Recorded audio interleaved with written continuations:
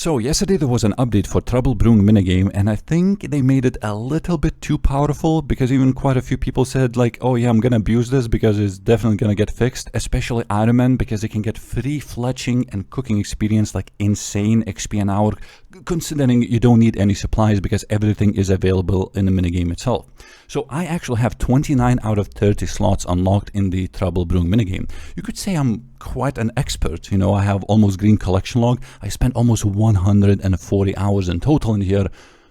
Expert in filling buckets because nobody plays the minigame. The way people do it is they go inside the minigame, they pick 28 buckets, they fill them up, and they go upstairs and they dump them, because one of the ingredients to make the rum, which is, you know, you're supposed to put a bunch of ingredients and make the rum eventually. That's the whole point of minigame. But you can collect your own personal points up to 100. So if you dump 100 buckets, that's it. You don't need to do anything anymore, and you can just AFK. So even though the maximum personal points that you can get is 100, you can actually get more points by making rum, and everyone can join together and just collect all of these resources and try to make as much rum as you can, and you can get even like 160 points after the minigame is finished instead of the usual 100, which happen like 95% of the time. Like nobody plays, you just get 100 at the end of the minigame. And it takes 20 minutes also to do this.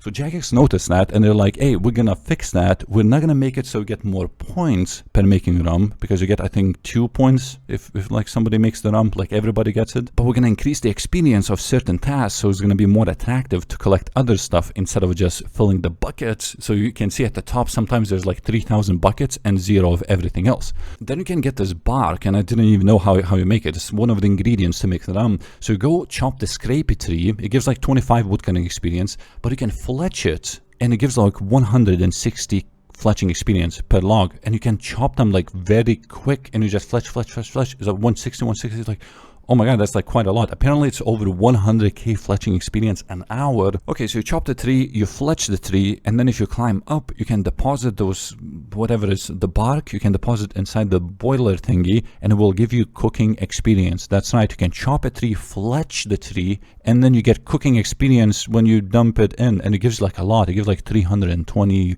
per, I believe, and it's over 200k cooking experience an hour. But I'm not sure if it scales with your level, because I'm 99 cooking and 99 fletching. Maybe it's like the maximum that you can get, but if it doesn't scale, then holy cow, this is like super overpowered. I'm not sure what's like the minimum level to fletch these things, but like holy, you should probably check it out, because Iron Man were just in love with this. Like Ultimate Iron Man, I was just chopping trees with other Iron Man. If you look at this map, there are 8 spawns in total, but there are like 2 really good spawns, because there's like 2 up there north and there's 2 south. So if like one goes down, it takes 14 seconds to respawn. So then you like go to the other one, and then you go, you know, back and forth. So pretty much 2 spawns, unfortunately, but you can also chop one tree itself. It's kind of okay. Now another thing that I thought is going to be super overpowered is catching these grubs. You need a raw meat, which you can also pick from the workbench, so it's free and it's infinite. You pick it up and you can use it on the mounds, and apparently the grubs just come out and then you catch them, and you can deposit also for some cooking experience.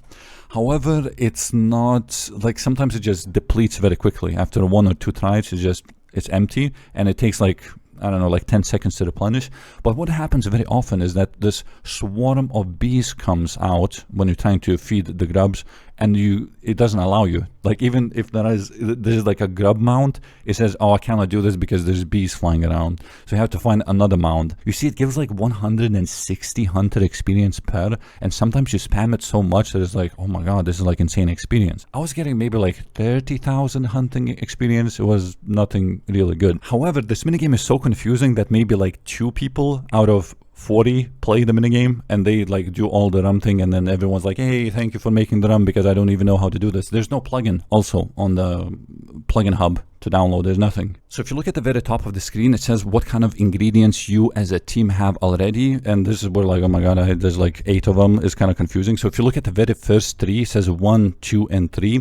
These are just boilers. They tell you how many logs are inside the boilers, and you need them running obviously to make the rum. So 1, 2, 3 is just simple. You just use logs on boiler 1, logs on boiler 2, and boiler 3. Simple as that. Nothing really fancy. You can get logs from chopping things, and there's also a deposit box, so you can just pick the logs. So after these 3 ways, there is this bitter nut. As you can see, this is the 4th item. This is like the most difficult one to obtain. You have to go to the opposite side team and you have to pick their flowers. And it is very recommended that there are multiple people from your team. You can trade those flowers to your other teammates because you can only carry 5 at a time, but not if you trade them. You can trade even like 28. So the idea is you pick 5, you trade those 5 to someone else. You pick 5, you trade to the same guy, that the same guy again, until he fills the inventory and runs away. Hopefully there's going to be more people accepting your flowers, but if not, you can fill 5 and just go to the kettle. You put the flowers in the kettle, then you use the bowl on the kettle and you get the flavored, or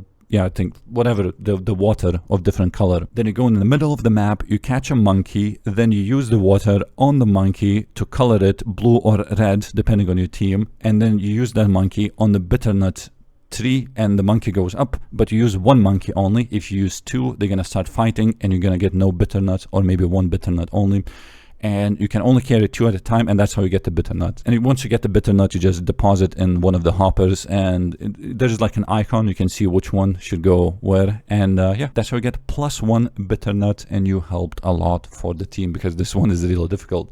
Unlike the next one, where you just pick the raw rat meat, you go to the grub mound and you use them, and hopefully you're gonna get some grubs, and you just deposit them. See, this one is super easy. Same with buckets of water, the next item, which is also very easy. You just fill them and you deposit them. The next one is where you use a bowl. So it's the same as getting that bitter nut. So you go to the opposite team's side, you pick up those flowers, you deposit them in the kettle, and you get that water. So you don't have to use it on a monkey to decolor it to get the bitter nuts. You can also use this water just upstairs, deposit it. You're gonna get some nice cooking experience, like 320, I believe, per, and that's it. And the last one is the scrapey log, where you just fletch the thing.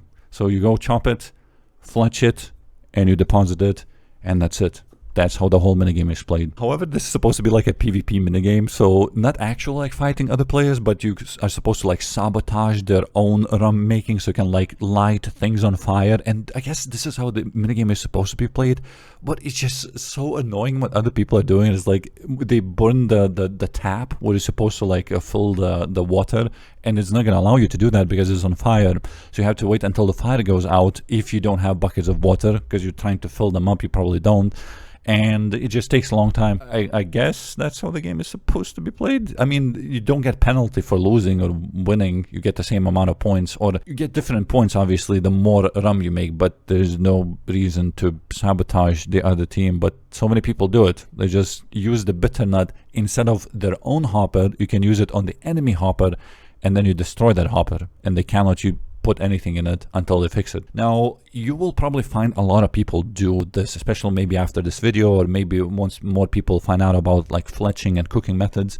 So I would advise you to go into the minigame tab and scroll down to Trouble Brewing, join the friend chat, and maybe just ask around. Like maybe you want to make like a small team in the other world, because I believe they increased the minimum amount of players needed to start a minigame, because previously you could just use an alt account and yourself, and you could just start a game. So you could just go to any world. You don't have to go to world 304, which is the official Trouble Brewing world.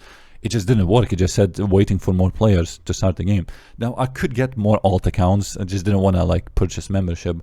But yeah, it seems that you would probably need like a small group of people doing this. And then, because like if you go this in the mass world 304, all it takes is one person on your team to chop those trees, and it's just annoying because then you either take one spawn only, where there's only one tree.